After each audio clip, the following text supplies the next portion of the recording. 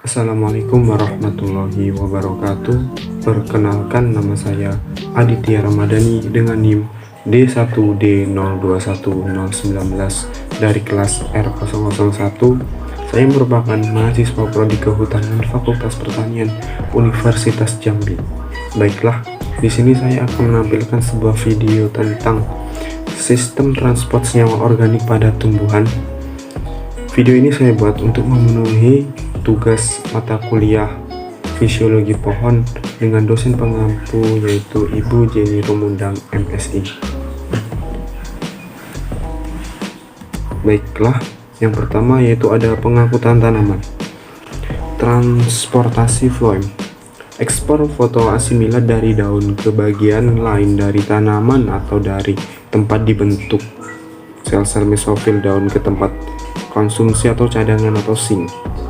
Akar umbi atau area pertumbuhan xilem dan floem secara bersamaan dengan sel-sel parenkim membentuk jaringan vaskular atau berkas pembuluh. Transportasi xilem. Xilem atau xilon atau wood atau kayu terdiri atas tabung berlignin yang mentranslokasikan air dan mineral nutrisi yang terlarut dari akar melalui aliran transpirasi ke daun.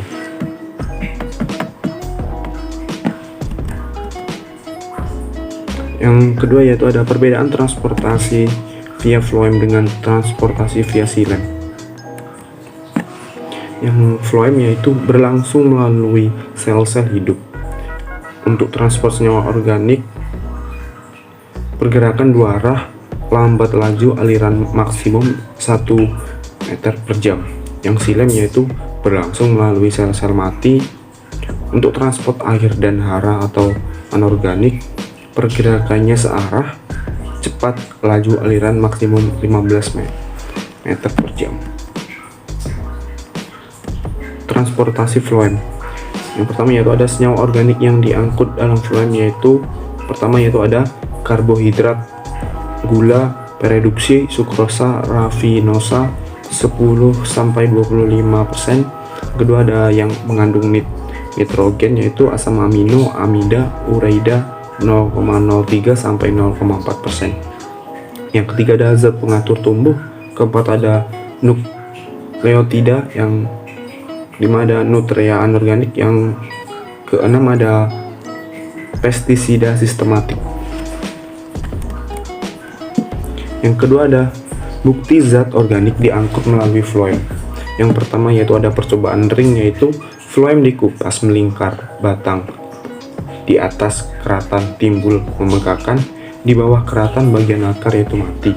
Yang kedua ada pengawetan, mengikat kawat erat sekeliling batang dapat merangsang pembungaan. Yang ketiga ada analisa eksudat, yaitu isi floem dengan mikroskop sampai gula tinggi. Yang keempat ada percobaan dengan C dan radioaktif, yaitu CO2 yang diserap melalui daun keluar dari sebagai karbohidrat mengalir melalui saringan dari floem ke berbagai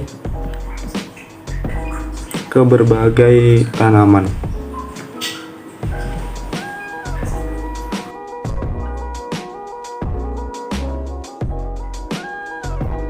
Yang kelima ada pohon yang terbakar, yaitu sering dapat bertunas kembali karena hanya bagian kulit yang terbakar.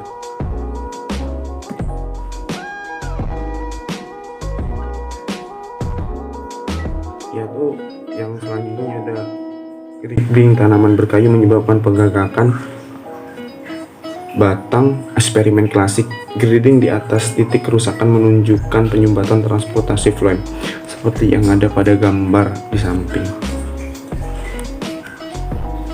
Selanjutnya yaitu ada gambar yang menggunakan mikroskop, yaitu radioaktif, memberi label dengan 14 CO2 dapat dilacak gerakan dari gula di floem dan dari daun sumber untuk tenggelam di seluruh tanaman.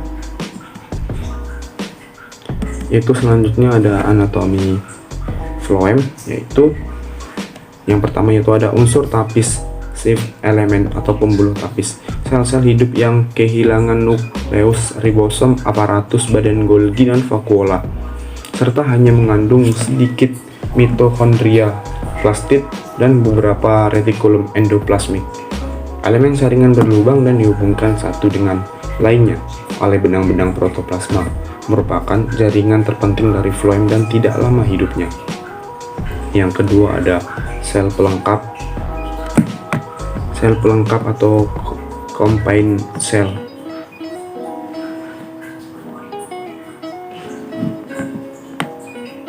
Yaitu banyak lubang-lubang di dinding yang berhubungan dengan sel-sel sip elemen oleh plasmadesmata. Yang ketiga ada sel-sel serat, yaitu berfungsi penguat jaringan, terdiri dari sel-sel tebal, panjang, kuat, dan tidak dapat dilalui zat organik. Yang keempat ada sel parenkima. Itu sel yang lunak, terdapat di korteks, bentuk panjang, sejajar sumbu tanaman, dan sebagai tempat cadangan makanan. Yang kelima ada jari-jari floem, yaitu walaupun tidak terlalu penting, sel-sel ini turut melakukan pengangkutan.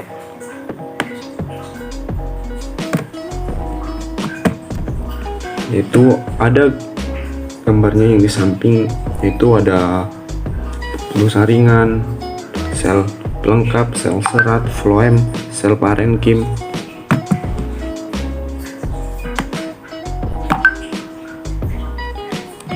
Selanjutnya yaitu ada gambar anatomi floem yang di sana terdapat kutikula, epidermis, korteks, yaitu skirenkima, floem yang di situ tercakup sebagai kulit kayu, cambium, silem kayu, empulur. Yang selanjutnya yaitu ada mekanisme pengangkutan, yaitu yang pertama yaitu gerakan terjadi dalam sel hidup, tidak demikian halnya dengan gerakan air. Yang kedua yaitu ada gerakan dapat terjadi karena ke atas dan ke bawah, akropetal dan basepetal. Yang ketiga yaitu bahan yang diangkut relatif besar. Yang keempat itu pengangkutan terjadi dalam waktu yang singkat. Yang kelima yaitu pengangkutan lebih cepat pada siang hari dan lambat pada malam hari. Yang terjadi karena tekanan turgor gerakan. Karena adanya gradien tekanan turgor, gula terbentuk di daun, tekanan osmotik tinggi sehingga air mengalir dan tekanan turgor meningkat dan menekan larutan gula ke sel berikutnya. Bagaimana floem mentransportasikan cairan floem? Yaitu gula yang diproduksi di daun berdifusi ke sel-sel combined floem. Belum dimasukkan terkena sing. Dalam banyak spesies tanaman, gula bergerak dengan simbolik dan jalur apolastik. Sukrosa diproduksi dalam sel mesofil, dapat melakukan perjalanan melalui simplas, yaitu panah biru, ke anggota tabungan saringan pada beberapa spesies.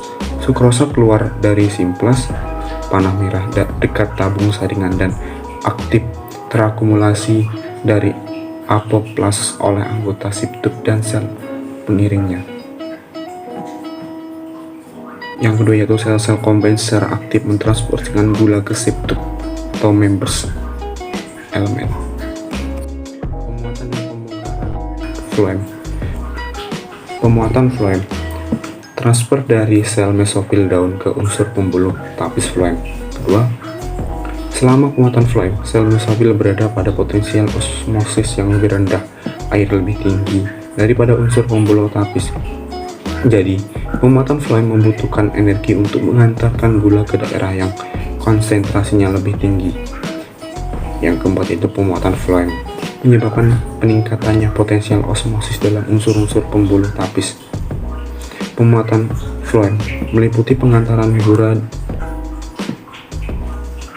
gula dari simplas sel-sel mesofil ke dalam apoplas dinding sel dan kemudian ke dalam simplas sel-sel floem. Pembongkaran floem. Transfer hasil fotosintesis dari unsur-unsur pembuluh tapis floem ke sel-sel tempat penerima pemanfaatan dapat membatasi laju dan mempengaruhi translokasi. Pembongkaran senyawa organik di jaringan xilem. Xilem merupakan suatu jaringan penguatan yang kompleks dari beberapa macam bentuk sel. Pada umumnya sel-sel penyusun xilem telah mati dengan dinding yang sangat tebal tersusun dari zat lignin sehingga xilem berfungsi juga sebagai jaringan penguat.